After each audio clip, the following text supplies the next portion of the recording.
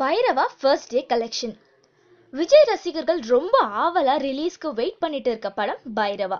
விஜய், கீர்த்தி சுரேஷ், சதீஷ்னு பல ஸ்டார்ஸ் நடிச்சிருக்காங்க.